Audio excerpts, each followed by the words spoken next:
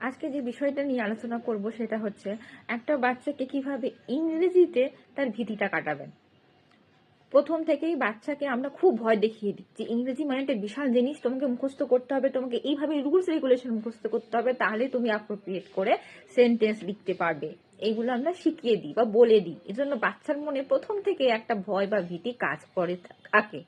এবং আমরা অভিভাবকরাও ভাবি যে বাচ্চা হয়তো বাংলা বা বাকি সাবজেক্টগুলোই ঠিকঠাক করে নাম্বার পেলো, ইংরেজিতে ঠিক একটা কোনো সমস্যা করে আসবেই, কারণ সেখানে গ্রামাটিক্যাল পোর্শন আছে। ঠিক এই কারণেই একটা বাচ্চা প্রথম থেকে ভয় পায়।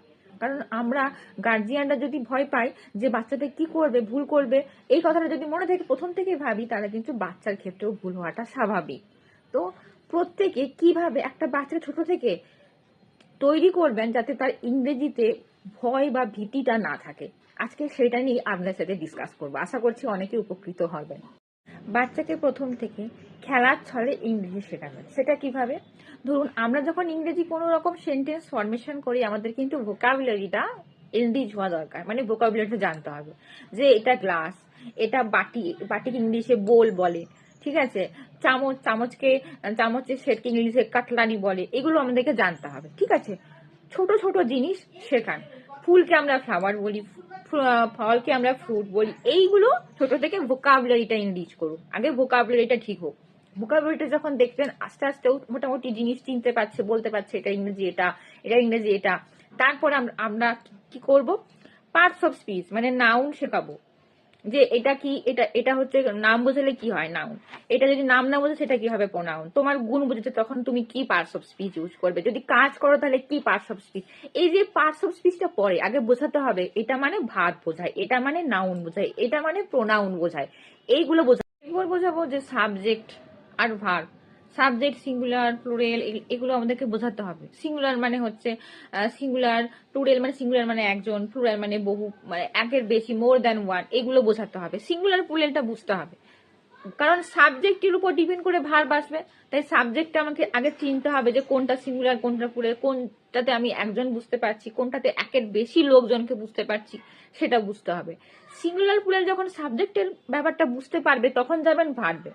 যে কারণ সিঙ্গুলার সাবজেক্ট সিঙ্গুলার হলে তাহলে ভার্ব কি হয়ে যাবে, ভার্বের সাথে এস বাই এস যোগ হবে, প্লুরাল হবে। যেমন হি গোজ টু স্কুল, মানে গো এর সাথে এস বাই এস যোগ হবে, তখন ভার্বটা কি হবে, প্লুরাল। সাবজেক্ট সিঙ্গুলার হলে ভার্ব প্লুরাল হয়ে যাবে।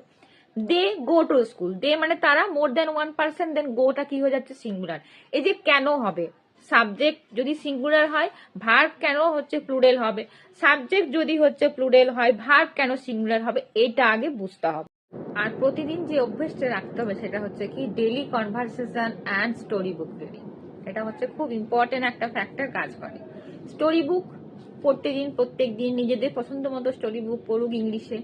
ডেলি কনভারসেশন, প্রত্যেক দিন ছোট ছোট কিছু কনভারসেশন কন্টিনিউ করুক। আপনারা বাচ্চাকে একটু হেল্প করুন, তাহলে দেখবেন ডেলি কনভারসেশনের মধ্যে ওর যে স্পিকিং যে ফ্লুয়েন্সিটা সেটা কিন্তু আস্তে আস্তে আসবে, ওর মধ্যে ভয় ভাবটা কি হবে, থাকবে না।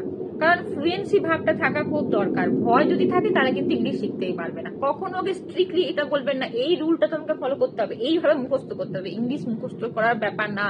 English grammar means you have to implement this. বোঝা গেল? আর সব থেকে লাস্ট যেটা বলবো সেটা হচ্ছে এটাই যে কার্টুন, একটু টিভি দেখান, কার্টুন ফাটুন যেগুলো হয় না ইংলিশে সেগুলো একটু দেখান, দেখবেন ভোকাবুলারিটা অনেকটা ওর ইমপ্রুভ করবে। কারণ বাচ্চা যেটা দেখে সেটা কিন্তু খুব ভালোভাবে শিখতে পারে। এইগুলো একটুখানি কন্টিনিউ করুন। Then come to the last point. This is the very important point and you have to follow this. This is daily writing. Means প্রতিদিন ডেলি অ্যাক্টিভিটি যা যা হচ্ছে এভরিথিং ওকে বলুন 5 থেকে 8 লাইনের মধ্যে কমপ্লিট করতে, লিখতে। ভুল হোক এনকারেজ করুন, ভুল হোক কিন্তু এনকারেজ করুন, লিখুক। লেখাটা হচ্ছে ওর জন্য খুব জরুরি। যেমন daily spoken is important, then daily writing is also important. So daily activities কিন্তু ওকে লিখতে হবে। ডেলি অ্যাক্টিভিটিস স্কুলে কি করেছে, প্রতিদিন বাড়িতে কি করলো, everything. So he has to either she has to write down this in his বা হার কপি। চেক করুন, কিন্তু প্রেসারাইজড করবেন না যে কেন ভুল করলো, এই কাজটা করবেন না। প্রথম থেকে ভয় ভাবটা ঢুকিয়ে দেবেন না, কোনো কিছু প্রেসারাইজ করে কোনো কিছু করবেন না। ভুল হোক, ভুল থেকে শিখবে।